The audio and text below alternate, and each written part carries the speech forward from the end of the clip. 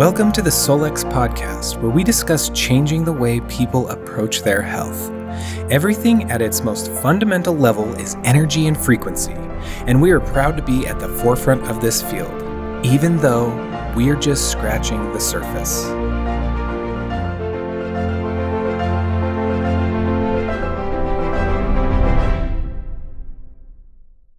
Hey everyone, it's Jake, and I am sitting here with Kai. Yes, we're sitting here. We're excited for this podcast or this recording. I'm excited because this is an interesting one. Big fan. We're both big fans of learning more about our health. Yes. We tend to not stay on the surface. Yeah. We like to go a little bit deeper, and in that, the depths of that. Like I even have a background, right? I a researcher fundamentally. Like my first degree was a history degree. First degree. Yeah, I hate to embarrass myself. That was a history degree. I had to learn the ropes of what it takes to actually research and get to the truth of what actually happened. And so whenever I see an article on a journal or something or online on social media, they'll make this high level claim, right? Do this and cure cancer, right? Do this and you no longer avoid all heart disease, whatever. Fear-mongering. Fear-mongering. All of that. And my first inclination every time is like, no, it's not true. Show me, right? Show me. And the show me is I hope you have something to that. And I hope that we have something to what we're going to show today. But we're both passionate about being healthy, making decisions, having an intention, and topic is longevity. It's things that it's things that I want to learn more about. I want to influence as much as possible. There's so much interest in this topic, and there's a lot of information out there, and there's a lot of good summary information out there. It has changed. The philosophy has changed kind of over time. It hasn't, it started in one position, and we'll kind of go through its migration to still a bit of an unknown definitive outcome as to what it takes to live a very long life. Yes. But I think it kind of poses the very first question. Okay. Like the first question is, Jake, you just turned, I'm going to reveal this to everyone. You just turned 30 years old. Yeah. You're now mature enough to have this conversation. Mature, okay. I'm just kidding. So what, 20s are just, maybe I was just, that's true though. Like in my 20s, I'm going to the gym and I'm just doing the craziest things possible. Yeah. And I'd probably say it's more like 28 when I kind of matured. Yeah. And I was like, I don't want to be doing these crazy things that I could get injured with. Like, right. And maybe that was a good wake up call because people in my family were getting like herniated discs and other, mechanical issues with their body and cognitive too. Like, and I'm sure everyone has experience with family members who suffer those, unfortunately. And about 28 maybe. 28 was when I was like, oh, I don't want that. What can I do? What can I do? And only recently, within the past few months, have I found something, right? Trial and error, learning, what's good, what's good to do, maybe what hasn't been great or effective with me. Yeah. And it's been a great little, maturation. As far as health. That is. And 28 is good. You're ahead of the curve, I think. For most of us, I think. Some things I got earlier in my 20s, and other things. It wasn't until you start to experience the aches and pains that you're like, wait a minute, I've never felt this before. Why are these here? Why does my knee still hurt? Yeah. I thought I tweaked it 2 weeks ago, and it used to heal overnight. Yeah, I'm supposed to be able to go, 100 miles an hour with my hair on fire and not have any pain or consequence, for that matter. So when we talk about longevity, it's interesting because it kind of begs this question of, I think, the starting point of what is an additional year added to your life worth right now? Like if you could pay for it right now, today is the day, and everybody has their clock ticking, right? There is this end point, a day is set where everybody will pass on. But if you could influence that today and make that purchase, do that thing that would guarantee the additional year, what would the value of that be? yeah, it's hard to quantify that into a value at all, because you either, if you want to live and you want to be healthy, you'd give everything almost. Yeah. Now, what if that last year was a miserable last year? Yeah, that'd be hard. Yeah. And I've seen that. Yeah. I mean, I've seen my own grandparents. Yeah. One had a stroke, and I think he lived for maybe 5 or 6 more years. Miserable existence. He was there cognitively, sharp as a tack. Great conversations with him, great time spent, but he was trapped in a more or less crippled body. Yeah. My grandma, his wife, great physically, active up until the day she passed, but she declined so fast and hard cognitively. Wow, it's just... Yeah, it's hard. It definitely makes... I don't want even a year of that. No. I mean, maybe I'm just consigned. Maybe it's some fate or doom, right? And that's maybe our conversation today is like, maybe we're not doomed. Right. I think I think this is what we're talking about is, yeah, if there was a price to pay to have an additional year gained, and maybe in that is an additional year of a good experience, a quality of life that you are hoping to maintain. Essentially, the idea of live as long as possible, and then when it's time to pass quickly, right? Yeah. Like let's shrink the time that it takes to move on from this life, but let's expand the enjoyment and all the fun that we're going to have in this life as long as we can. Yes. And I think the idea is, if you can really ask yourself, what is that value? It really becomes hard to quantify. It becomes really difficult to say, okay, yeah, an additional year of life is worth $100,000 or $50,000 or $1 million. It's hard for any of us to say that because we don't know what's going to be in that year, because we can't see what our life will be in that last year. When you hit that last hour of life and you're conscious with that last hour of awareness, and then you get to ask yourself, if I had another day, if I had another year. Now, that's very, very sobering in and of itself. That is a very sobering concept. We don't need to make this a very depressing thing. Talk about time frame of morbidity? Yes, time frame of morbidity. Starts now. Yes. Emotionally anyway. But what we are talking about is, boy, you can invest something today. Yeah. That will actually give you that additional hour, that additional year. What if it gave you an additional 2 years or 10 years? Yeah. No, again, to the joking around of being in your 20s and not mature enough to weigh some of these. Reckless. We're reckless. The first thing that comes into mind. Reckless years of our life where we could make really good choices to do a lot of wonderful things that would impact us when we're 80 years old, 90 years old, right? Yep. But that doesn't get us off the hook when we're in our 30s and our 40s, 50s, 60s, 70s, right?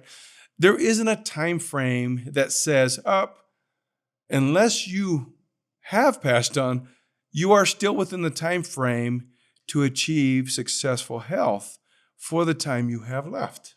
Yeah. Right? Yep. That in and of itself. So we dive deep, and we want to touch deeper on this concept of what can give us greater longevity in life. We're going to talk about Peter Attia. We're going to talk about the New England NECS. NECS, yes, the centenarian study. There we go. I was wondering what the C was. I'm like, NECS is just good. NECS. Just to remember. We'll leave it at NECS, right?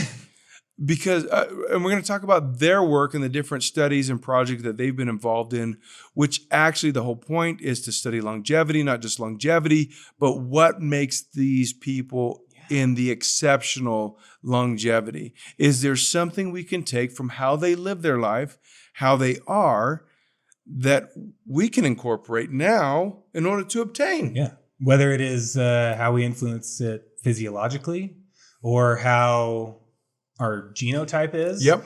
And maybe marry the two and how we can physically influence the gene expression. The gene expression. Exactly. And that's taking it so down into a nutshell. It's crazy. Yeah. There's many factors in how gene expression is, right? Environment, and the list can go on. It's on and on and on. What And there are so many things. And even that in and of itself, in fact, if we started with the gene factor, right? Genes being, hey, look, if you come from the right family, from the right heritage, you're going to live a long life. It's almost, our initial thought is that that's the case, right? Mm-hmm. And in fact, one of the findings from NECS and their study, again, mind you, they're associated with Boston University. They've been doing this since 1995, and they have nearly 1,000 centenarians that they've been studying, right, in different periods, and thousands over those decades. Wow, that's a lot of focused work, I think, that we can try and at least glean from their research, right? But one of the very first things that they talk about in their studies, they say that exceptional longevity runs strongly in families. What is your inclination? What do you think of? Why? What does that mean? It runs strongly in families. Yeah, well, I think that, I don't know. I immediately think of my grandparents. Okay. How old did they make it before they passed? And then because if they lived a long time. Yeah, I mean, that feels like just a quick assumption. Yeah. I mean, I've read some of the book, right? Oh, so you have So the Cliff Notes? You're cheating? Yeah. Well, no, I'm trying not to cheat. So I look at my grandparents, and then I even thought, okay, well, how many great-grandparents did I know? How many can I name? And I tried this exercise this morning, and I could name all of them. Okay. I don't know why, but I knew most of them. And many of them made it into their late 80s and 90s. Yeah. Free of chronic illness. But it's interesting because then I look at my grandparents, and they don't seem to be doing very well, nearly as good as my great-grandparents. Okay. So I wonder if it skips generations. Maybe. So if I think about, oh no, I may be on the short-lived. Yeah. If we're going on that pattern, right? But that's what I automatically think of. And when you say it's interesting. I mean, even in jest, you say maybe it skips generations. What do you describe it as? What is it? Is that just the number of years you get to live? Yeah, I think so. I think I automatically think of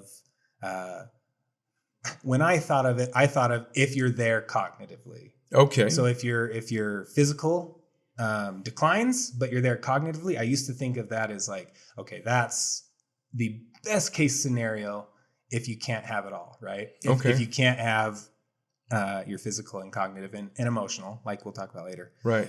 I think that's what I think of. Yeah. Now you're making me introspect a little bit. Oh yeah. Maybe I should have done more of that before we recorded. No, well, I think a lot of people, when I read the line, exceptional longevity runs strongly in families, my inclination, and I think a lot of people, and I think you're alluding to this, is that there's something genetic involved, right? If my family lives a long time, then I'm going to live a long time. If my family has heart attacks in their 50s, then I'm going to have a heart attack in my 50s, right? We kind of just feel like our predisposition to our number of years that we get to live will be tied to the genes that get passed through our family. But that's not exactly what they say, is it? Not what I saw. No, they don't say exceptional longevity genes run strongly in the family. They don't say exceptional longevity runs strongly in family genes that are passed on, or that essentially heritage of genes that gets passed on. No, they don't say that at all. In fact, there are so many variables when you think about that. How do certain families live different patterns of life and well-being than others? Yeah. Where the environments were. Yeah. I seem to always go to that because I live in a different state. I live in a different space geographically than all of my great-grandparents and all of my grandparents. Okay. Could that be an influence? I don't know. Yeah. Well, I think part of it, when we get into gene expression and stuff and the factors involved in that, we look at those circumstances, those surroundings, all of which are always in motion and always have influence on us. Now, there are several other things that the NECS has also found in all of these years of studying centenarians. But a couple of the things that I think will be common messages going forward as we look at some of the other research is that disability is compressed towards at least their early to mid 90s, meaning they aren't reaching a health disability until they're in their 90s. And that was one of the first things that sprang up in my mind, is when I think of centenarians, I think of, oh, wow, they never got sick. Ever. Right. And no, vast majority all get the same sicknesses, chronic illnesses that everyone else does who dies in their 60s or 70s. But they moved that timeline from their 60s or 70s to their 90s and 100s. Yep. And that's exactly right. In fact, we find that in some of Peter Attia's work. Excuse me. Thank you. Peter Attia, he's a Stanford MD, did research at Johns Hopkins Hospital and surgical work, and then he joined work with oncology and did a specialization there. But he has this great passion for longevity, having been around several disease studying projects. He's learned quite a bit, and it obviously caused him to say, wait, can we do something about this, right? That is the person who kind of was a springboard towards this conversation, right? Yes. Peter, you were participating in a podcast, and you shared it with me, but something he said, something he came across, he's kind of unloading the keys to longevity, right? He's talking about the obstacles to longevity, and then he talked about something that really triggered. Well, he started, as he was talking about that, he talked about how, okay, we can go into a doctor and get, a body scan, right? Mm-hmm. And that's not definitively a word. It can mean many things. Yeah. Biologically, mechanically, we can look at a body and see what's performing and what's not. Right. And then he mentioned, but there's no scan for emotions. There's no way we can do that with how we can do that with the body. That was the trigger. Yeah. Because I work with a scanner every day. Yes. To use the word scan, right? The AO scan, if I'm not mistaken, that whole thing started because of emotions, to scan emotions, to help us, I don't know about control emotions is the right word, but to balance maybe our emotions. Yeah. And look at our emotional state. I think that's right. I think there's a ton of research, and we can go down that path of talking about how emotions are so tied to disease and illness, and it really gets in the way of longevity. But when Dr. Attia, goes down the path and he goes, hey, look, we have all these scans, but emotions are such a huge factor in our lives, and he's expressing that, right? He's saying, he devotes a whole chapter in his book to emotions. Yeah, that book is Outlive, one of his recent books. It's kind of this culmination of his research and the meta data that he's pulled together from other research. Great book. In fact, we'll reference it and pick some pieces out of his work. But he goes into emotions and he says, but there's no scan for emotions. And we're sitting here, AO scan technology, inner voice, wait a minute.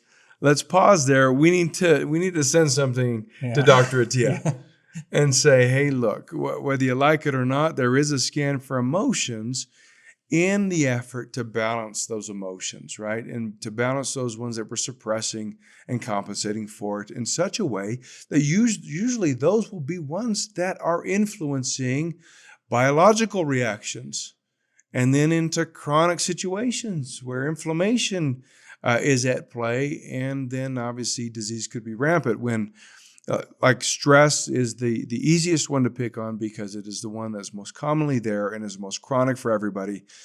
What would it be if once or twice or 3 times a day you could pick up a tool, a device that helped understand what emotional state you were in, and then help feed back the right offsetting, the balancing harmonics, so that you can balance things out for that part of the day.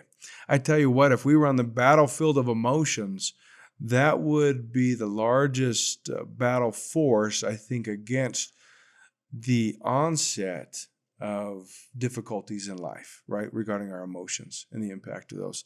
No, and that springboards into exactly what one of the things that we can talk about, which when we're looking for longevity, we understand that emotion plays a part. And I think it's a bigger part than researchers have been able to study to date.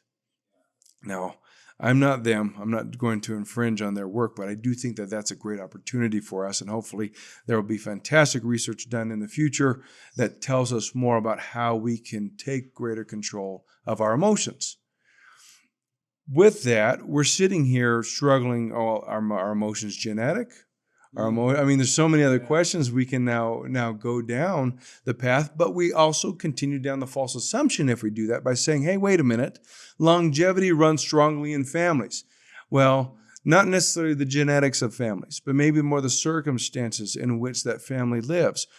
When you talk about compressing disease and disability towards the late 90s or mid 90s for these centenarians, that in and of itself is impressive, because what are they doing? They're able to deal with their lives in such a way and have the fortune of pressing and pushing illness back. Avoiding the onset of those diseases. Yeah. So it might beg the question, well, is it lifestyle? Is it the way that they're living? Are these families living such a lifestyle that, hey, they're just fortuitous? They have great diets. They have good practice of exercise. They have access to top-tier medical resources in order to understand what's going on in their bodies, in order to prevent things. Are all those things the fortuitous nature of the family? Maybe, maybe not. They actually don't even answer that question, but those are good questions to ask. One thing we do know, though, when we look at some of these centenarians, at least in Attia's book, he gives some comical references. All of the references, by the way, are not at least what I would have thought. No. Someone who is exercising 2 or 3 hours a day. Yes. No. It's almost, you got the spectrum of that, right? They seem to be on the other side of things. Yeah. So we look at Richard Overton. He takes a shot of bourbon and a few puffs of a cigar every day, and he lived to 112. We have Henry Allingham. He was a World War I vet. Smoked cigarettes, whiskey, and takes on some wild women. And he lived to 113. Mildred Bowers. This one was interesting. Yeah. She had to have a beer at 4 p.m. sharp every day. And then Teresa Rowley, I particularly like this one. She had her daily Diet Coke. She lived to 104. Those are just some kind of anecdotal. I think there's some humor underlying that, but one of the points is it's not also just lifestyle. It's not that they were living an exact regiment of eating and exercise and other exposure that said, okay, if you do these 5 things every day, you're going to live over 100. No, that's not the case. So then the question, well, if it's not lifestyle, is it genetics? Is it partially lifestyle? Is it partially genetics? And so we kind of jump into what did we find, right? What were the things available to us? When we look at this, we look at the NECS and they found 281 genetic markers, right? In those markers, they're kind of making the argument to say, hey, maybe genes are the case. And they say that 61% of those genetic markers actually predicted people living to 100 years old. 73% predicted to living to 102 or older. And then 85% predicted to living 105 or older. Now, many of those you'd say are, it's genes. It's genes. Genes are it. It is. What they meant when they said run strongly in families means it runs strongly in family genes. They just missed that word and they haven't corrected it on their website yet. Right? But no, that's not the case. In fact, Dr. Attia in his research says when they do a macro view of genetics of these centenarians, right, these people who live 100 plus years, that there is no common genetic makeup that says you have this, you're going to live over 100.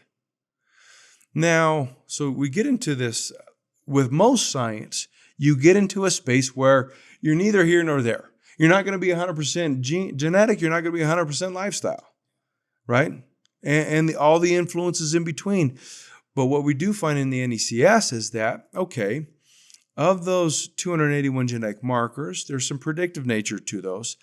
But the key that they are looking at is that there were genetic variations of the genes that gave tremendous survival advantage in circumstances where they were either protected or they countered the negative effects of disease. And that was in these gene variants. Okay, so then that's not the true genetic makeup. We're getting to the variants. The makeup of the variants were what they call genetic signatures. And so they could say, hey, here's a combination of genes and gene variants. And they found that in 90% of 801 centenarians, that they had one of 27 different genetic signatures, variants and all.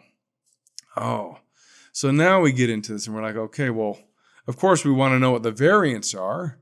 Of course we want to know what that is, but since it's not one in 27, that in and of itself says there's a lot of variation in the genetic makeup, including the variants. So we can't even say that there's a perfect, hey, if you get this variant of a gene because of whatever's influencing the makeup of that, then you're going to live over 100. We can't even go there, right? In fact, it was the study, it's out of Sweden. Sweden? I believe it's Sweden. Scandinavian twins. Oh, yes.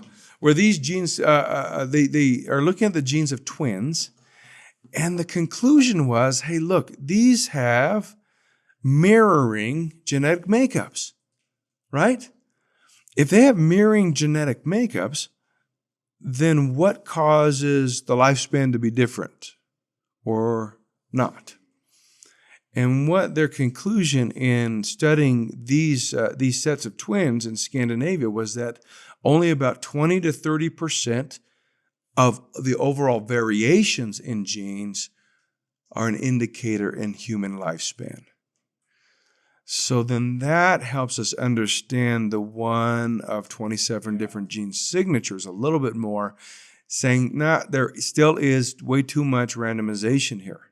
It's not perfect randomization, but there is some roulette wheel spinning here, right? That we're involved in. But here's an interesting fact. In the United States alone, in the last 2 decades, centenarians have grown by 50%. So the question is, has the population grown by at least that much? Have we had just that many more kids? And so then the population sizes grow. Of course, we're going to get more because we have more people. Bigger population. Our numbers of people chancing their way to longevity is going to be higher too, right? I mean, even if we keep the same pace, the absolute count is going to go higher. Well, that's not the case, right? In the last couple of decades, we've only had a population increase of around 1%. So it doesn't match up with a 50% increase in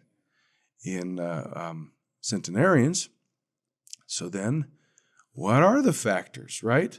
What are the factors? If there are no special habits, and we even have, if smoking cigarettes and cigars and taking a shot of bourbon and chasing wild women is not the factor that's going to get you to live over 100 years old, then what are the factors? And I think that's the very argument that we're trying to figure out, right? That whether a T is trying to figure out or it's the NECS, we're trying to make our way to say, okay, is there something else that can influence the ability to maybe not just, let's take it off of the absolute and say, hey, let's live to 100 or more. Let's actually take the factor that is proven in both sets of research, on all sets of studies, and that is this, that they have the ability, or they have taken the steps to delay disease, right? When we talk about, Dr. Attia talks about the 4 horsemen, right?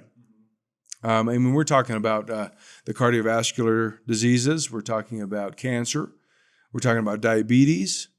We're We're talking about Alzheimer's, right? Or did I get them all? Did I get the 4 right? Okay, as long as I got the 4 right. Atherosclerotic disease. Yes, yes. You say that word very well. Neurodegenerative. I call it heart disease. Right, and all its forms. Yeah, right. That's good. It's easier for me to go there. Yeah, you're a pro. I'm not. No, that's it's true though. I mean, one of the things though that's common is they can delay it. In fact, they don't just delay it. They don't just delay it and have a miserable last 10 years, right? What they do is they delay the morbidity diseases. Yeah, right. That little time frame of when you have the onset of those diseases or the full-on disease coming in and taking hold of your life to the time you pass away. It's I mean, I guess ideally that's a short time, right? Yeah. Some people though go years with that. Yeah, you can go years, you can go decades, right? With some of these diseases. But this group seems to be able to, one, delay it. In fact, delay it into their 90s, right? Or later. And then when they do have, when they do have that exposure is very brief. It's short. I think that's the ideal. Why we are so interested in longevity and these centenarians especially is because they've been able to push out the length of their life and the quality of their life so that when death does come, and if it comes by way of a terminal disease that will help process the end of their life, it is quick. It's fast, right? I think we're all looking for that. In fact, it was in 1980 that James Fries is the one who, he titled it, he proposed it, The Compression of Morbidity. And it was the NECS that was trying to figure out, okay, how does that work with the centenarian subjects, right? And so in 2003, they said, okay, if James Fry's theory of the compression of morbidity, meaning the hypothesis that states that as one approaches the limits of lifespan, they must compress the time in which they develop diseases towards the very end of their lives.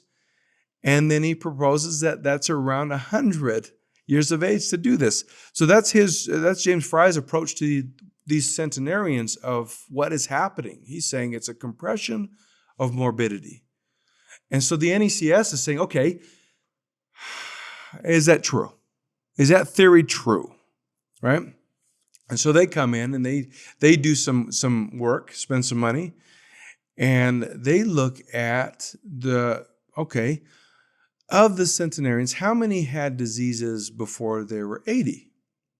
About 43%. They titled them survivors. And then how many of them had a disease that they had to battle after the age of 80? 42%. They called them delayers. And then who had no more mortality-associated diseases by age 100? 15%, and they're called the escapers. It's interesting that when they looked at the average age of centenarians in the study, that they were still functioning independently on average at age 93. And so even if they did face something, they faced it very well. It didn't last very long. They were able to get past it, even if it, obviously in those cases, it didn't take their life.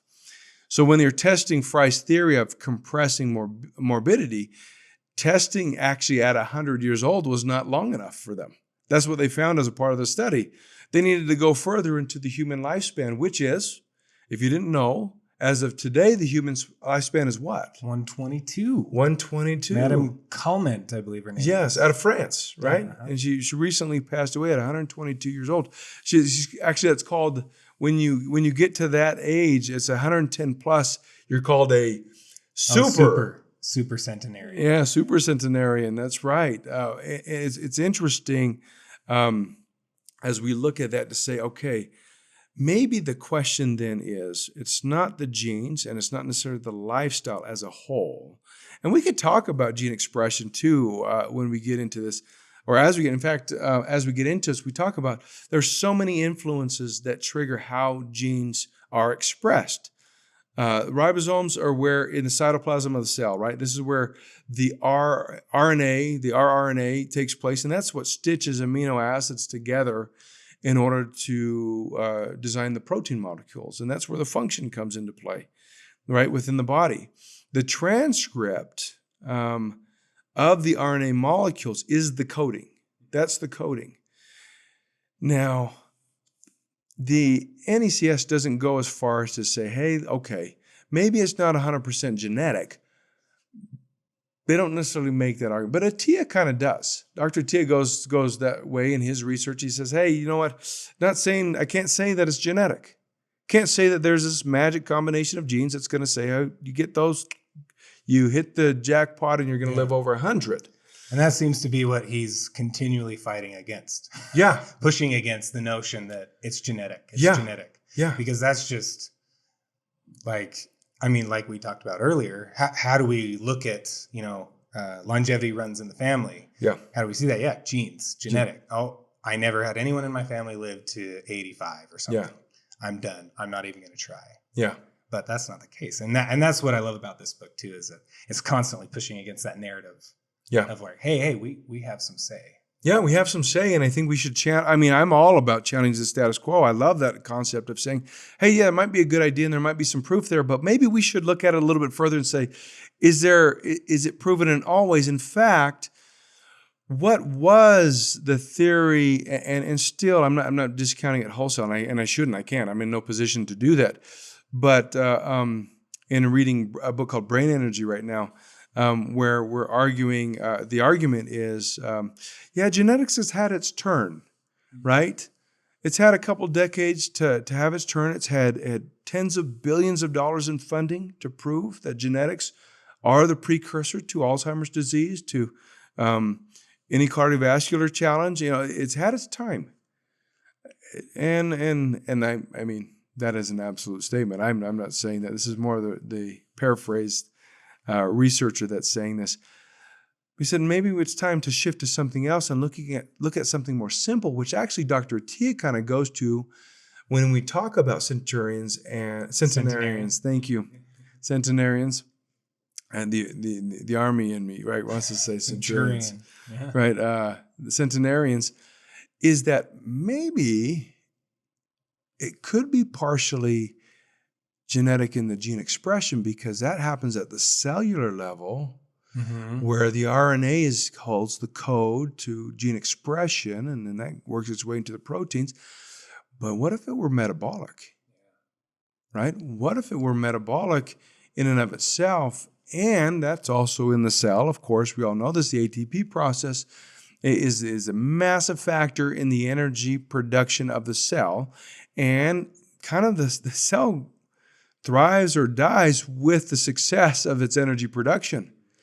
When you get a mishap in the mitochondria and its function in the ATP process, you start to throw all kinds of mishap into the struggle that we're having at the cellular level with free radicals.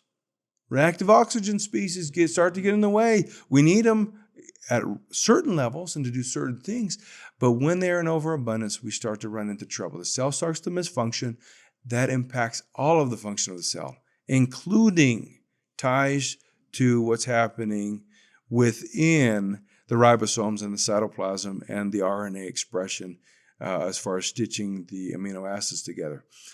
All of those resources are necessary, but they become an impact. It becomes the smallest thing, the most simple thing. A tiny part of the cell can actually have a big impact on how that cell performs. And how that cell performs over time impacts, well, think of it this way. If all of the cells in your body lived their perfect life, how long would you live if every cell maximized its life? Well, then we're talking about centenarians, right? Then we're talking about longevity. What is the disruption to that is when we get in the way of the metabolic process that actually harms the function of the cell itself.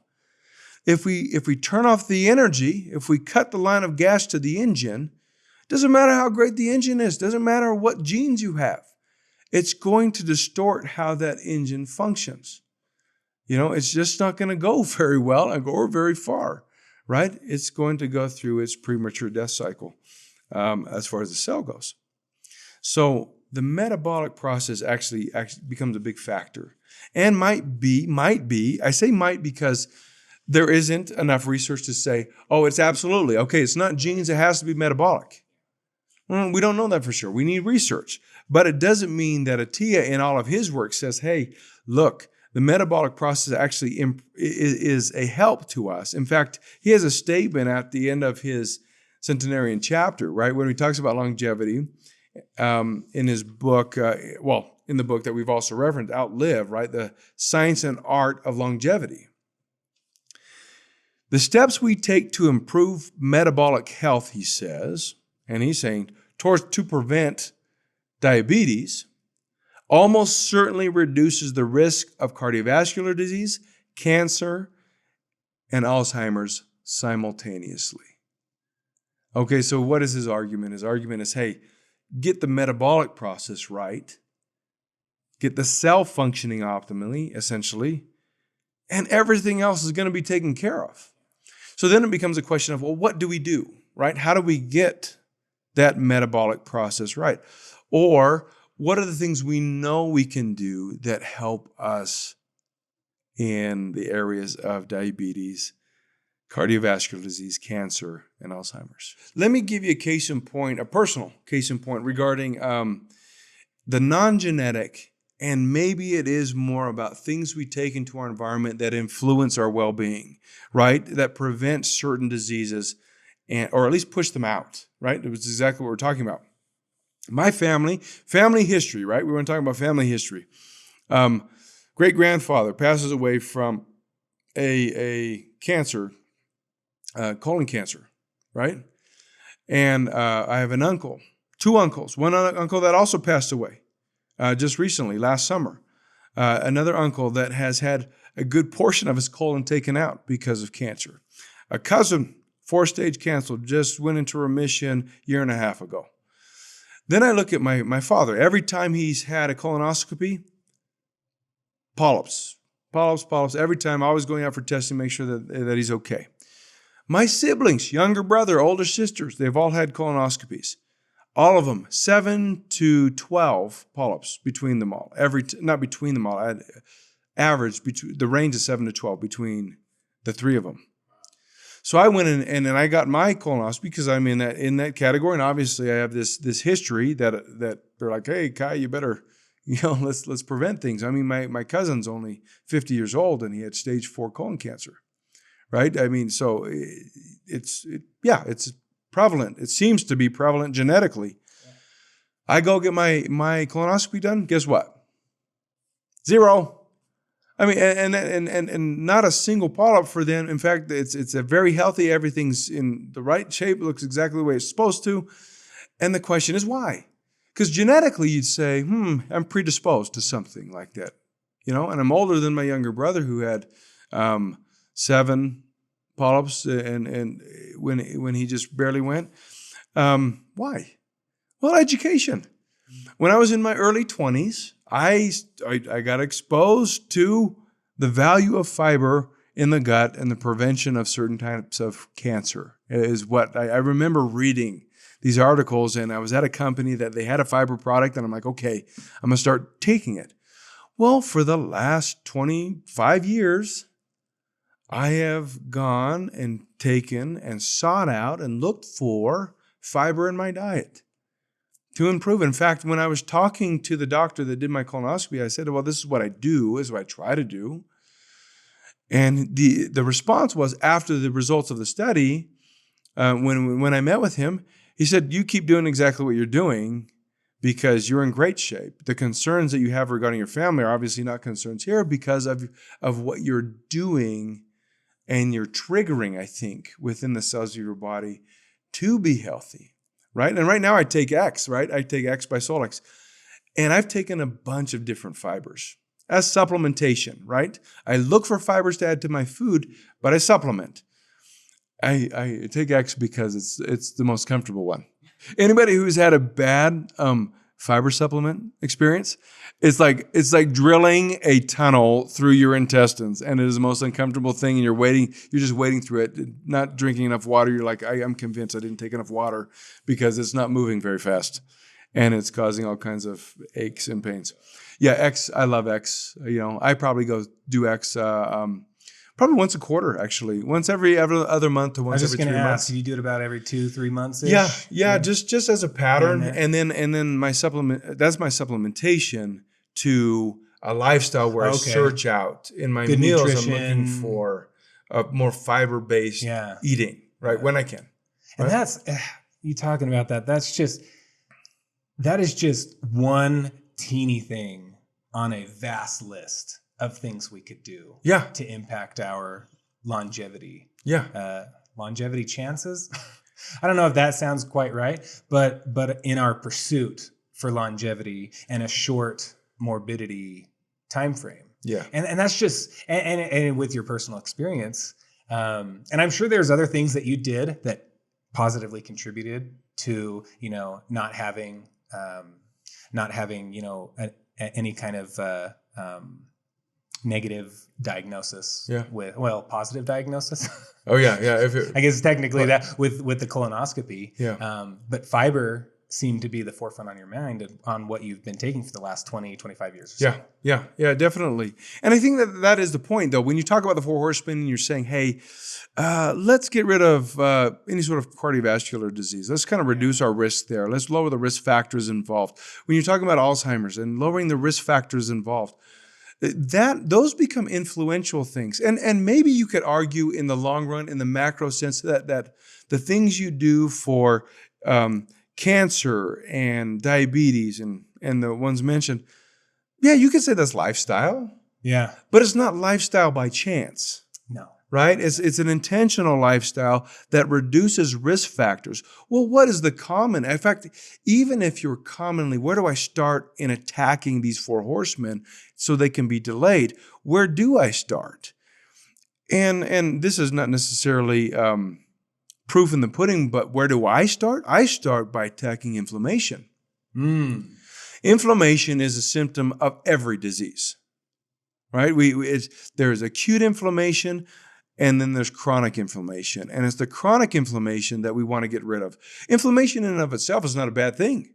Inflammation actually is the body's natural response as a defense mechanism to try and help take care of the body. Like when you and I probably instigate inflammation in our bodies every day. Every day. Intentionally. Yeah, intentionally. You work out, you rip those muscle fibers, you go for a long run, you stress the body in a positive way. Yeah, you're going to inflame, right? That's what happens.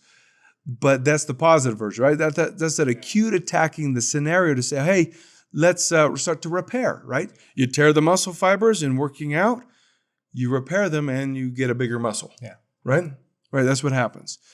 But the challenge comes when we have this chronic inflammation, right? It's not the cut on the finger and you see the redness around it. That's inflammation, right? Healing, it's cutting the same spot over and over and over and over again. And where is that most often prevalent but unseen? In our emotions. We go back to emotions, right? What Dr. Attia was saying, hey, there's no scan for this. And we're saying, but there is. There is a scan for this, right? We're saying inner voice, the core of AO scan technology is inner voice, right? In and of itself. And we're never going to say that inner voice is the be all end all of healing emotion. No, there's so many factors involved. But what we can do is if we can balance our emotions for even a few hours today, right? If we had a particular stressful episode and then we run an inner voice and that takes the edge off, so to speak, then we can actually, with a level mind, a more leveled mind, right? Taking maybe a little bit more logic into the emotional state to say, should I be that stressed about that? Should I carry this worry forward? Or is that something that I can't do anything about and then work through a process? And there's so many tools, right? There's so many tools like breathing exercises. There's meditation, right? all of which is going to empower us and strengthen our ability to manage the emotions in our life. Now, I'm not saying there are too many challenges and there's not one simple sentence that's going to heal everybody. Totally. Right? Totally true. But if we know that that can be a chronic challenge Yeah. that leads to disease, boy, And we there's have a something- very potent, Yeah. robust tool Yeah. in that inner voice to, like you said, like that's not the end all be all. But gosh, it's a really great tool. It's something that just gives us that Yeah. kick, that kickstart, Yep. it just gets you ahead so quickly It does. that you can begin the balancing, the healing so much faster. Well, and I think in that, if you can break the cycle of a chronic cycle, right? The challenge of chronic is whether the emotion is triggering the disease or the disease is reinforcing the emotion, right? The thing is, you want to break the cycle, right? And whether you break it on the disease side or whether you break it on the emotion side or both, you're trying to not make it chronic. You're trying to reduce that to something that you can manage and then put it in its place. I had a chronic challenge recently that I overcome, and I have been dealing this for years, and this is it is led to its own series of gut challenges, and who knows what other psychological tail-ons. I'm sure my wife could tell you all kinds of psychological challenges I've had because of it. Should we do a separate episode on that? Yeah, let's have her discuss. Roundtable discussion. Right. But when you think about this, I'm sitting here and I've been dealing with this L5 issue, and guess what? AOScan Technology, my very first scan, picked it up. Picked it up, right? That was like my test. That was my test for the comprehensive scan. Is it gonna find it? Yeah. Sure enough, red 9 out of range. Very potent issue. To the point where I was taking 4 to 8 Tylenol and ibuprofen a day. Right. And for some that deal with much heavier pain, my heart goes out to them because it is incredibly uncomfortable to live day to day with that sort of pain. If you have to deal with more than that, it's just in some ways debilitating. It's hard to focus, right? When your focus is on the pain. And so to manage the pain, I was going through that, and I did that for years. And I would always, and when people would ask me, because I'd be walking like a grandpa. I am a grandpa, but I was walking like a grandpa, like as if I had a cane and I was just struggling through getting up off my chair. They would ask what's going on. I'd tell them, my challenges, not in full detail. But then when, or have you tried this? Oh, I just use ibuprofen and Tylenol. Oh my gosh, you can't be taking that many Tylenol a day or ibuprofen a day. And even I went and did some blood test recently, and the person helping me with that said, your kidney function, we want to lay off on some of those medications if you can. And that would really, again, like most of us, when we're trying to live into longevity, you can't wait for that announcement. You can't wait for that announcement in order to do so. You should do something at any point. But boy, if you're ahead of it, you're not harming your liver or your kidneys, right? Or other parts of the body. So that was like, boom, Kai, do something about this. And so I'm researching. And I come across this pattern of breathing exercises, which I've done and I have done in the past, actually, regarding reading the scanner and a pulmonary heart feedback that I didn't like. But breathing exercises in conjunction with cold water exposure, cold therapy. So I started that 3 days. Okay. 3 days later, after starting it, cold turkey, stopped all Tylenol, stopped all ibuprofen. It's been now, 4 months, nothing. Wow. Incredibly. Now you have done. Oh yeah. You've done some cold therapy exposure. Yeah. Tell me about your routine. Well, okay, so it started off slow because it is really hard. Yeah. To jump in. So maybe this, okay, so it's kind of I'm trying to figure out where to start. Yeah. And I think I got excited because I heard about it once. And, you know, we see each other every day and we talk and exchange ideas. So I do there's like 2 ways to go about it, right? Or there's probably many ways, but typically you do a cold shower or you do the plunge. Yeah. And I just bought, because I've done cold showers before and that was too hard. Yeah. Yeah. And I just sit there, yeah, barely breathing. You know, it's cold enough if you have to try and suck in your breath, right? Yeah. That's the kind of cold you want. Yeah. So I just bought one of those tubs, little inflatable ring on top of it. Yep. And just try to get the water as cold as possible. Fill it up with a hose and throw in a bunch of ice in there. And yeah, I started off slow, right? And my timing was off.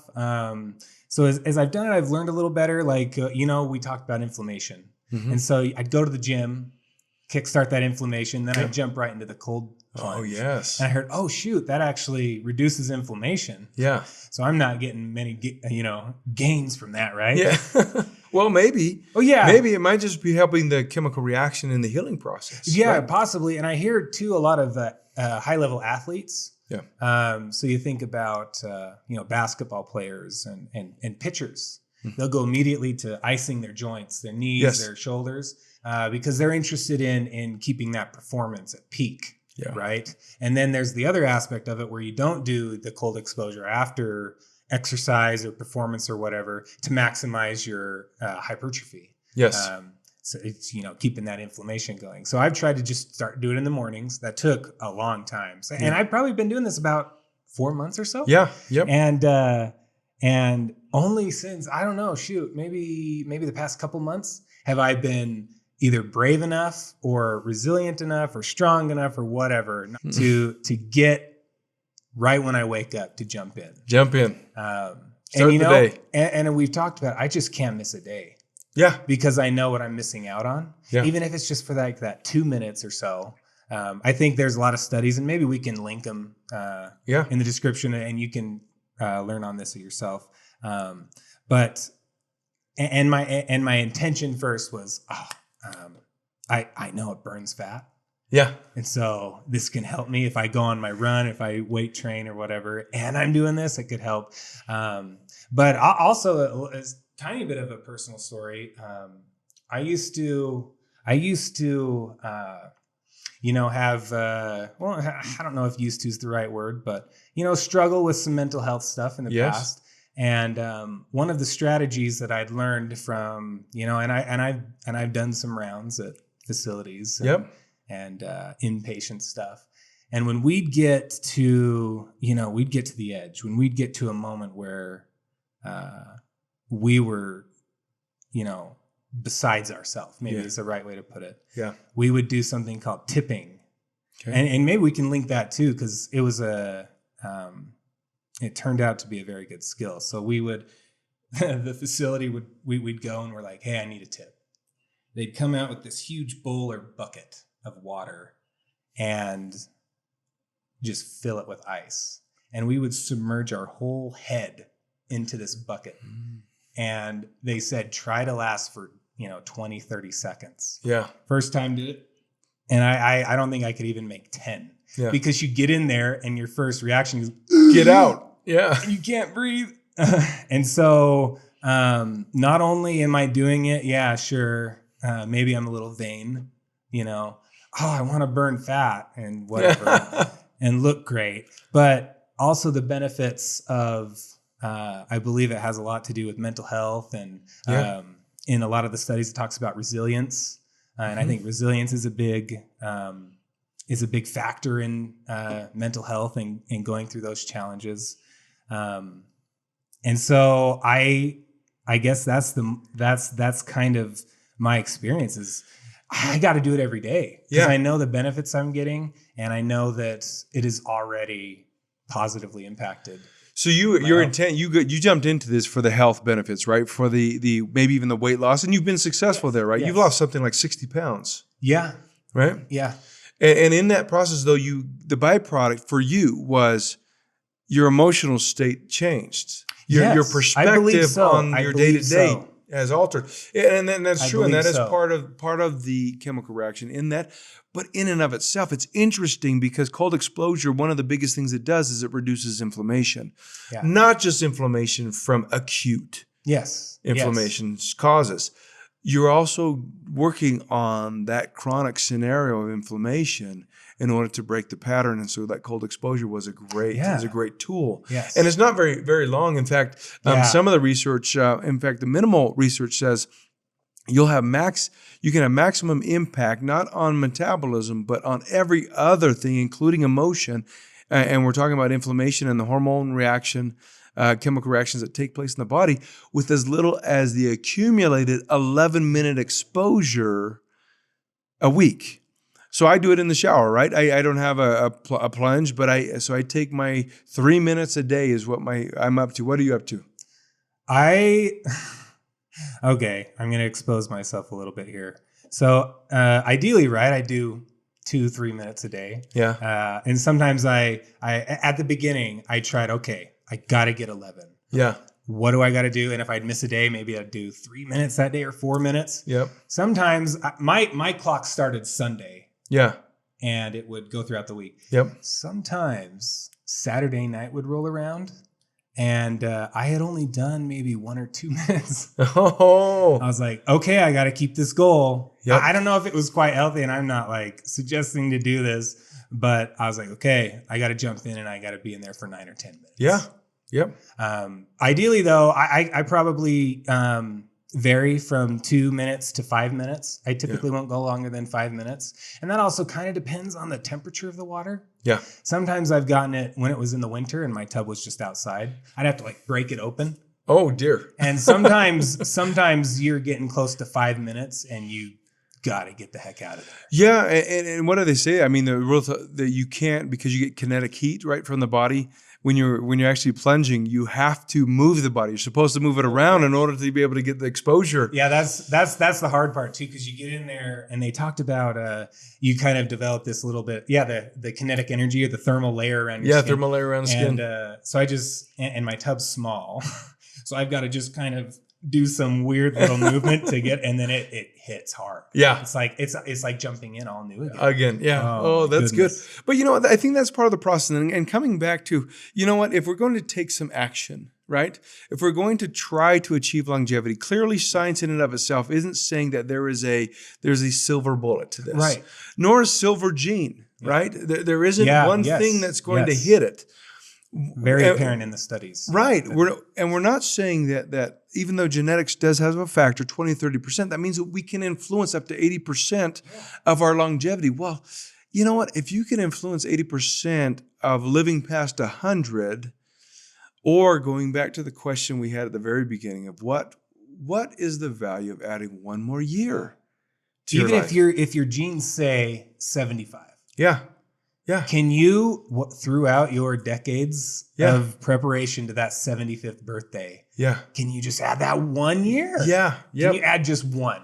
Yeah. And is that worth it or not? I think for most people it would be. And so I think when we move forward, since the research isn't saying definitively this or definitively that, as far as genetics goes, but we do understand that there's variations in genes, and we do understand that we can influence some of the cell performance, a lot of the cell performance by the environment we're in, what we expose ourselves to as far as toxins and pollutions, but then also providing the resources. Like, for example, like when in our efforts to design Think and to design Prime, the effort there was exactly to instigate the cellular response to an imbalance or an inflammation-inducing reaction in the cell. That is the point. That's why they were made. In fact, Prime in and of itself is sitting on tens of clinicals as far as the ingredients that make it up, tens each of that. And that combination, when you look at those and you look at some of the research that can be helpful for understanding why those ingredients help you at a cellular level, we begin to understand, look, we can provide the right situation, we can provide the right climate, we can provide the right resource, right, to our situation so that our cells can function to their best ability so that they have a maximum life. And then in that maximum life, if they all live their max life, you're giving the greatest influence on the variation of the gene response so that you can influence longevity in your own way, whatever that is. I think that that's the outcome. You learn what you can do to influence delaying the 4 horsemen. Again, Alzheimer's disease, cancer, diabetes, and heart disease, right? When we are battling those, delaying those because of our education, yes, we're not saying lifestyle alone is the factor. We're saying that we can learn the lifestyle that will enable the right cellular behavior for longevity. I think that's the key. In my research, my understanding of what Dr. Attia is presenting and the NECS and all the clinical work that all of that study sits on, that's what it means to me. Yeah, that's exactly the conclusion, if you will, I guess, that I came to too, was just feeling so bogged down when seeing the gene variants and possible outcomes of those who get Alzheimer's and having a certain variant, right? And if you have this variant, you may get it. You have the chance of getting it. Along with the centenarians, is that what he's proposing is that, man, can we replicate their genotype? Yeah. And that's beautiful to me. Yeah, that is. It's just great because there's something I can do. There's something I can influence, and this is not like a doomed conversation. No, it's not. And because here's the thing, I'm of the theory that the best scientific work would always be individual, right? Meaning, if there was unlimited funds, each individual that lives would have the clinical study for them done, right? It's impossible. Right. There's just not the funds nor the resources to be able to accomplish that, but that would be ideal, right? Yeah. Because in the end, even clinical research at its best is to give you a macro view of a micro situation to impact the general population. It's the individual that is most important. In the end, because it's the individual and their personal circumstance, because everybody's going to be different. You can be in the very same family and, again, have very different experiences throughout life, whether it's emotional, physical, or otherwise. Now, with that is, to me, we're having a tool on a daily basis that enables you to have a better understanding of your well-being, even albeit on a frequency state, right? Because if you're going to learn more about the well-being of your body, and the frequencies of your body can help you understand how your heart is doing, how your arteries are doing. You know, what are the vitals? What's the blood makeup as far as frequencies go? All the way down to cholesterol, blood lipids. Yes. Should I eat a walnut today? Yes. Food isn't exactly the things that will cause inflammation or react to inflammation. You know, we have a tool in the AOScan technology. When you think about the value of one more year, okay? Yes, I understand that the AOScan technology is $149 a month. And that in and of itself is to be respected because there's millions and millions of dollars put in to its development, its maintenance, and its further deployment. With that said, $149 a month in the concept of saying, okay, the older you get, the healthier you've been, right? When you take investment in the healthier you've been, right? Today, your health today, that will enable the older you get. And that investment becomes pretty minor when you think about if you knew a little bit more, if you were educated a little bit more about your well-being today and in the coming decades, would that have been well worth it in that last extra years, decade of your life?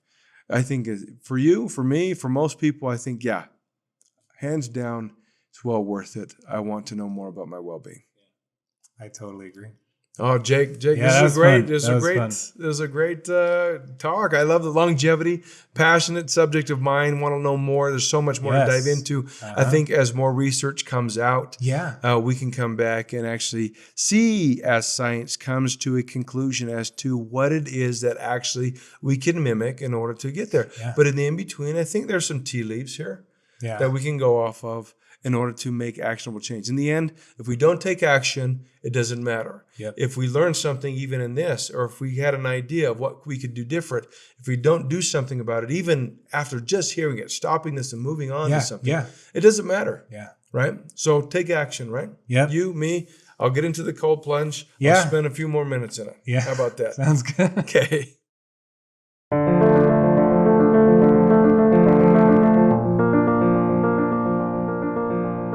Thanks for listening to the Solex podcast.